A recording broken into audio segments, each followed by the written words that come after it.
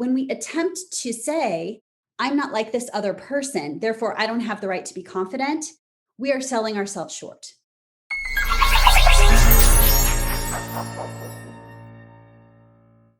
Hello and welcome to DocWorking, the Whole Physician Podcast. I'm Jill Farmer, one of the lead coaches at DocWorking, and today we're going to be talking about confidence and specifically understanding the difference between arrogance and confidence for physicians.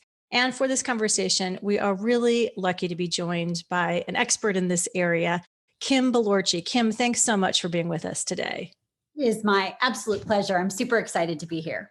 Kim's career has included practicing law, teaching public speaking and organizational and professional communication to college and graduate students, Latin dancing competitively, creating a wildly successful program that empowers others to express confidence under pressure, guiding businesses to create thriving cultures, and mentoring professionals in finding passion, purpose, and a path to happiness. Her book, Truly Inspired: Secrets to Finding Extraordinary Success at Work, is a roadmap for rising professionals. I highly recommend it if you know anybody that is entering the professional world. She's worked in big law, boutique law firms, managed a thriving immigration practice, and served as the director of leadership and professional development for a top 20 law school.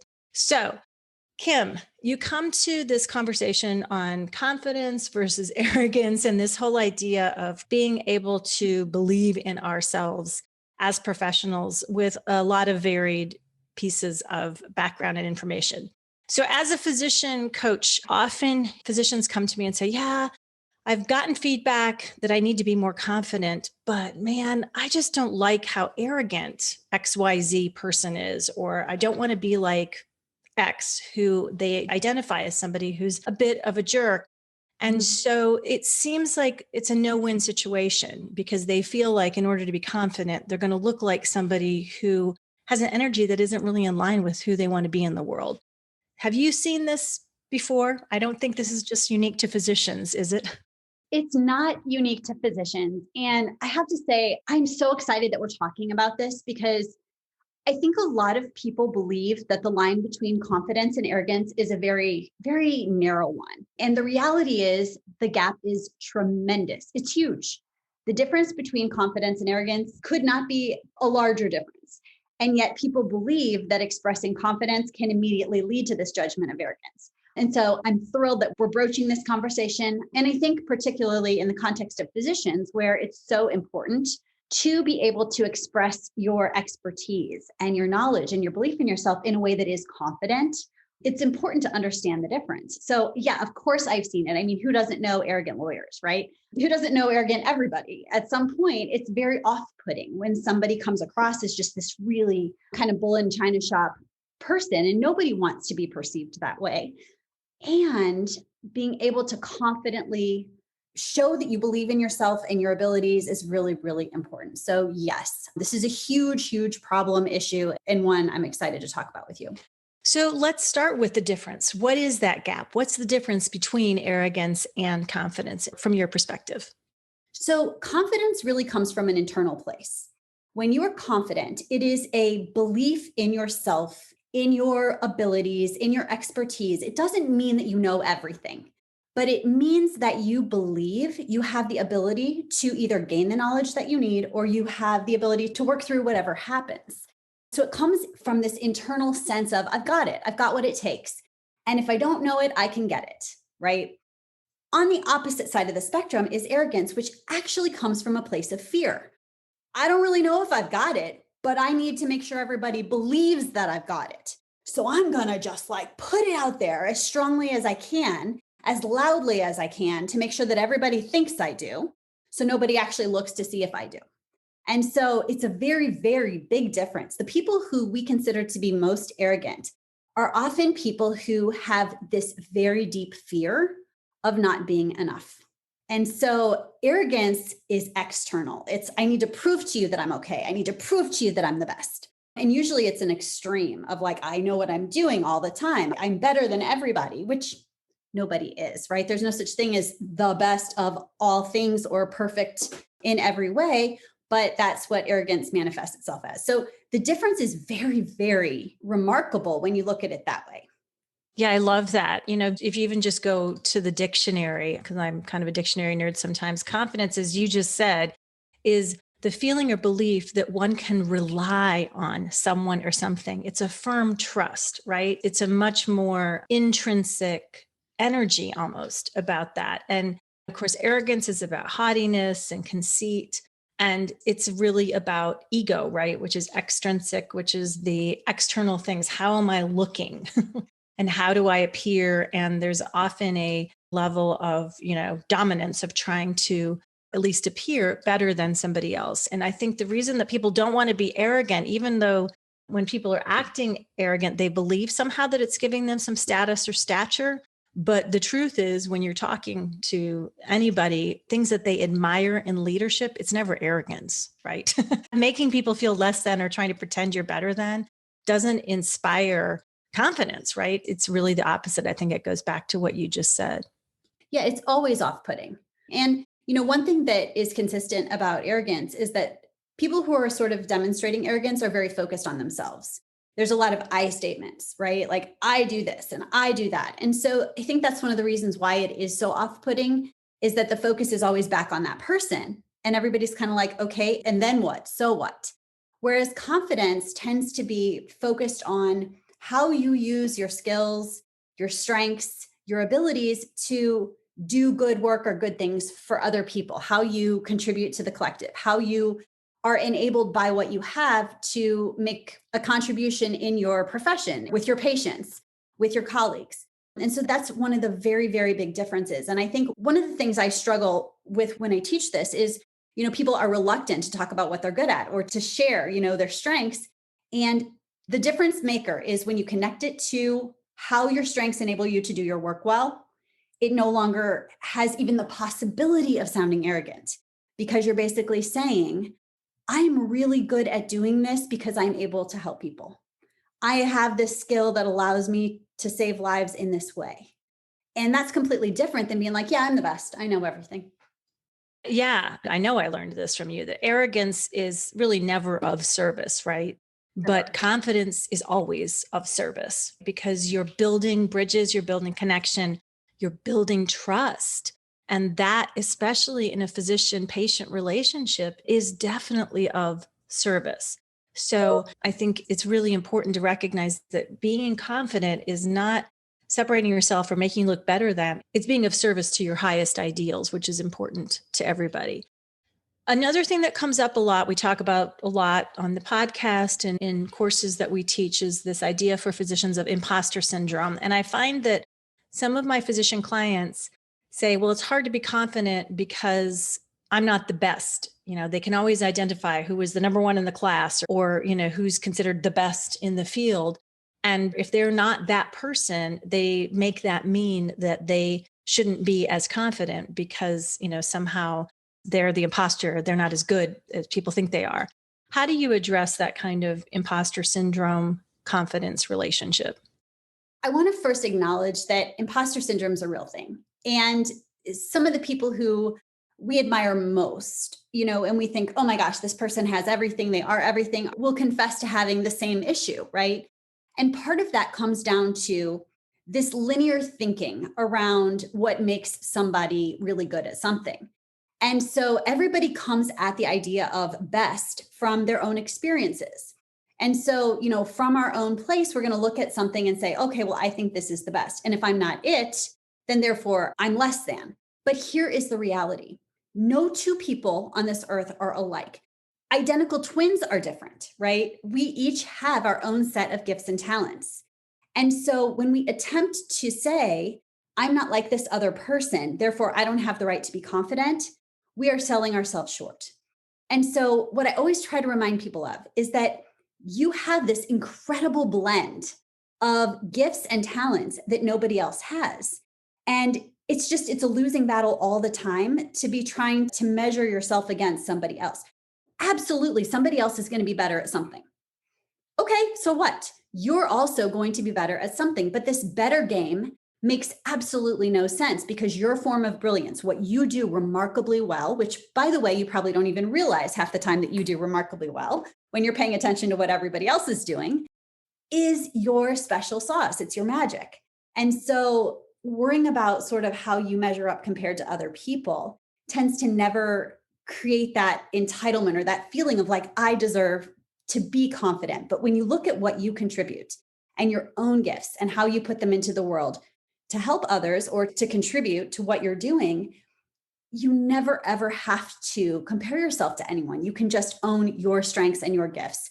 And you always have the right to be confident in that space, to own that power because it's yours. It belongs to you. No one ever gets to take that away, and no one ever can measure themselves against that either. Right. So that's really a powerful, practical, tactical tip to start with, which is don't try to get confidence sort of from the outside. It's got to be fueled from an understanding that you are supposed to be different than somebody else. And what you're bringing to the situation is exactly what you're supposed to be bringing because you're the only you there is to bring it. More after this message from DocWorking Thrive. DocWorking, the Whole Physician podcast, is brought to you by the DocWorking Thrive subscription membership. It is all of the things you doctors have asked us for in one package. It's designed for doctors by doctors. You get group coaching by professional physician coaches around problems and challenges specific to you. You get a physician community where you can connect and build relationships with other physicians. Also, self-paced courses that you take on your own schedule, full of information on things like time management, leadership, boundaries, communication, stress management, and so much more.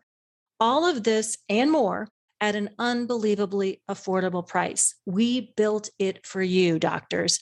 Go to docworking.com to sign up for DocWorking Thrive today. You'll be so glad you did. So, what are some other ideas or tools that people can use when they are having trouble feeling confident to be able to embody that confidence and be in that place of service? Okay, so the first one, this is my favorite. This is actually, I think, the best tip. And a lot of times people are worried about saying the right thing. Even when you don't know what to say, this is your go-to. The first thing you do is the way that you use your body. So I want you to think about a time when you watched somebody walk into the room and they didn't even open their mouth, but they just walked into the room. And the way they walked into the room caused people to just sort of turn and notice that they walked into the room. And there is a way that you hold yourself, you pick yourself up from the floor. And I know podcasts are audio and not visual, but this is also going to be on YouTube. So if you check into this on YouTube, you will see what I'm doing with my body right now. I'm picking myself up completely and pushing into the floor to make myself taller. I don't have to say a word. If I exist in this space of just holding my body up and my head lifted and my spine really long, this is a confident posture. So even if my mind is saying, I don't know what the heck to say right now, or I'm not completely sure I'm ready to join the conversation, by holding your body up and tall, you look confident. And this is the best part, there is science that says your body informs your brain. So when you pick your body up and you hold yourself in this powerful position, your brain starts to believe that it should feel more confident. So the powerful posture is also really important. And I'll give you just this little tip. When somebody's being arrogant in your space, they tend to take up a lot of space, right? It tends to be loud and it tends to feel like the energy sort of gets taken out of the room. It can be hard to find a way to put a word in edgewise, but if you stand tall and you pick your body up and you pick your head up, you actually take your space back and you take your power back, and it tends to diminish the impact of what is happening around you. So putting power into your body is the number one tip for expressing confidence, even if you're not really sure what you want to say. Absolutely. And I think of it like you've taught me, just to kind of, again, hold that space that you're in. It's not in a defensive or an aggressive way, but it allows you, in my experience, to be more open. So I'm less kind of clinched and showing, what am I going to say next? And just more open to somebody else starting a conversation, to letting something kind of just come to me that's meaningful in the moment instead of feeling all tense about that. So it has kind of a dual benefit that when you just really take that second to take a deep breath and stand up and think about holding that space around you to be open and solid. Absolutely. And then the other thing too, right now with having to wear masks, we don't have the full range of facial expression. And so what I typically would say is, make sure that your face is open and that you have an approachable look on your face, but you need to watch your eyes. So, if you have a mask on and you can't have that sort of approachable look on your face, you need to, I say, sort of like smile with your eyes, which means, even if your internal dialogue is happening, having sort of an alert, present, curious look on your face says, I'm here, I'm engaged, I'm paying attention, I'm in this conversation, as opposed to the, oh my gosh, what is happening look on your face, or I'm not sure if I belong here look on your face.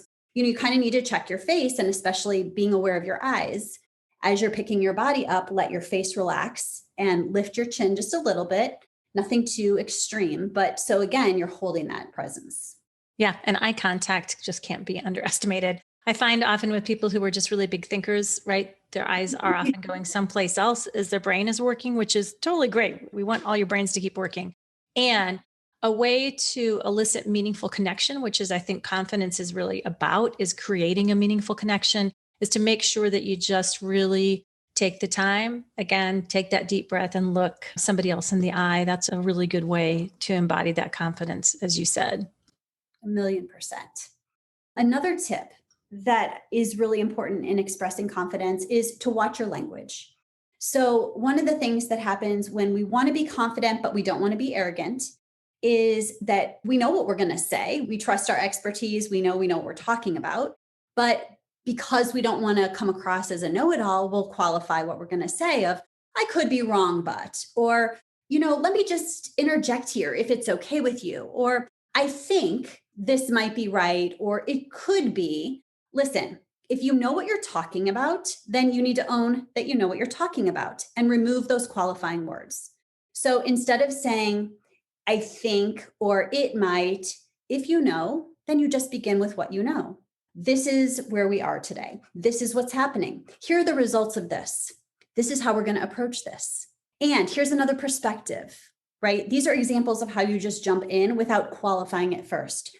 You don't ever ask for permission to speak. May I interject? May I weigh in? No, you don't ask anybody if you may interject. You just do it, right? And not in an aggressive way, again, but it's coming from that internal place of, I belong here. I know what I'm talking about. I know what I'm doing. I have something to add, so I'm going to add it. Yeah, I think that's really great. And I know there's been a lot of conversation about not doing that thing, that kind of like apology. Oh, I'm sorry, but it's that kind of starting everything with the apology. And I think it's intended as a way to relate to other people. And the reality is it ends up getting in the way of often us expressing things as clearly and meaningfully as we mean to. And so I think you're absolutely right. It's, again, a lot of people think the opposite of having these kind of apologetic qualifiers is to be aggressive, and it's not. It's to find that middle space between meek and aggressive of just clear, direct confidence. Is that what I'm hearing you say? Absolutely. And, when you're thinking about what you're going to say, this is a really, I think, a helpful tip. I always like to ask myself, why am I saying it in the first place? In other words, if I'm trying to help somebody, then I want them to feel confident and comfortable that they can trust me, that I know what I'm talking about, that I'm on their side, that I'm here to be of service to them. So the more clear I can be, the more comfortable I am in the way that I convey that information, the more confident I am in the way that I convey that information, the more easily they can process that information and take it and benefit from it. If I'm worrying about how I'm going to be perceived in my communication with them, and I'm meek or uncertain and I come across that way, they're going to question what I told them. And I'm actually not in service as I could be if I would just stand in my power. If I say to you, Jill, I want to talk to you about confidence, and here's what I know about body power. If you use the floor and you stand up and you are really, really strong, you are going to feel so great when you walk into that room. You're going to think, okay, I might give that a try. But if I say to you, listen, I think this might work for you. I sort of have an idea. I've got a little bit of experience here that might be good. Why don't you give this thing a try? It may or may not work for you, but it's worked for some people. Like already you're thinking, what are you talking about? And why should I believe you? So when you think about why you want to talk to people in the first place, if you're trying to help and be of service, you actually help them by being confident. That is your motivation for stepping into your power. It's not just to make yourself look good or feel good, but you're better at what you're doing when you communicate that way and when you act from that place. Right. I agree. That's so powerful for us to hear. And I think you just said it so clearly. And I also find as I'm getting older, the more willing I am to say, I don't know when I don't know, the more confident I feel. I used to have so much stress around like, oh, somebody's going to think I don't know what I'm talking about. And so then the coping mechanism for me was then to kind of get into know it all mode. And I've learned I'm much better at owning what I do know, which is a lot, especially in my, subject area expertise. And when I don't know, to just own that as well, but not apologetically, not in an excusey way, not in a, oh no, chicken little, the sky is falling way. Because a lot of times not knowing is just fine. It's not the end of the world. Well, and here's the reality. How many times has somebody said they know something and you know they don't, right? You just know because our body kind of gives us away when we're full of it. So that's the other thing. I think that we build confidence by saying, I don't know. And either I will try to find out or I'll connect you with somebody who does. That's part of connection. That's part of building credibility. And also, nobody knows everything. So it's unreasonable to think that we're supposed to know everything, right? So I completely agree with you. I find it very empowering to say, I don't know, but I also do not feel bad for what I don't know. I'm just super grateful to have a network of people who know lots of things. And I'm very, very happy to introduce somebody to someone who does, or to do the research to find out what I don't know. And I think that's part of what makes community wonderful. And then also, again, confidence is standing in your power, but also feeling comfortable in saying, I don't know this, but somebody else does, and that's okay. Yeah, really important point. Wrapping up, what else do our listeners need to understand about confidence in order to, starting today, show up in service, using confidence, building trust, creating connections? I would say more than anything else, when you think about the work that you're doing, when you think about why you do what you do and the impact that you're hoping to have, I would love to challenge everybody to just think about your unique skill set, the unique blend of gifts and talents, even the things that don't always feel like a blessing, right? The things that sometimes challenge you, but that allow you to do your work your way, and to embrace that and to say, this is what I do and how I do it, and to own it and to appreciate it and to stop comparing yourself to anybody else, but to realize you have the right and the ability to be confident right now, but it comes from within. So if you're looking externally for somebody to tell you that you're okay, you need to stop. If you're looking for something to happen to make it okay for you to be confident or to give you permission to be confident, you need to stop. It is within you right now, this moment. And the first step is to pick your body up and to think about what you're doing, the impact that you're having, and the gifts you possess that enable you to do that. And that immediately shifts things. So that would be my suggestion. Yeah, great ideas.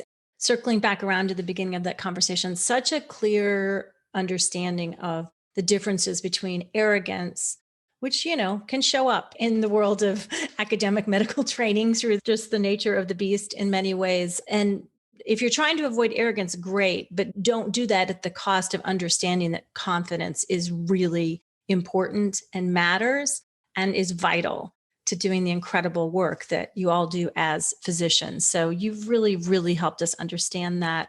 I know you've helped thousands of other people understand it through your book, through your podcast, Boldly Stated, Kim, through the work you do as a university professor, and then as a practicing immigration lawyer as well.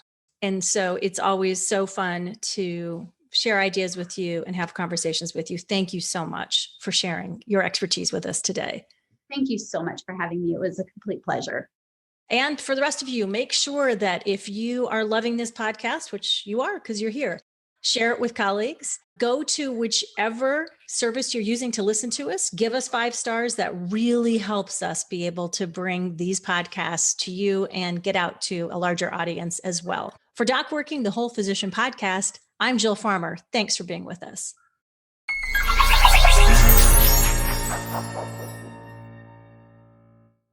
Did you know that August is National Civic Health Month? Civic Health Month is a month dedicated to highlighting the important connection between civic participation and health, and features hundreds of hospitals and clinics and thousands of individual healthcare providers, all committed to helping their patients and providers vote like their health depends on it. Civic Health Month makes it easy for you to get involved by providing personalized tools and resources like badge backers and posters to help your patients register to vote. And the best part, it's completely free. Over 26,000 healthcare providers just like you are already taking action toward creating a health democracy. So why not join them? Visit www.civichealthmonth.org to learn more and get involved. Hello, and thank you for listening. This is Amanda Taryn. I'm the producer of the DocWorking podcast. If you enjoyed our podcast, please like and subscribe. We would also love it if you checked out our website, which is docworking.com. And you can also find us on YouTube, Facebook, Twitter, and on Instagram. On Instagram, we are DocWorking1, and that is with the number 1. When you check us out on social, please let us know what you would like to hear on the podcast. Your feedback really means a lot to us. And if you're a physician with a story you'd like to tell, please reach out to me at amanda@docworking.com to apply to be on the podcast. Thank you again, and we look forward to talking with you on the next episode of DocWorking, the Whole Physician Podcast.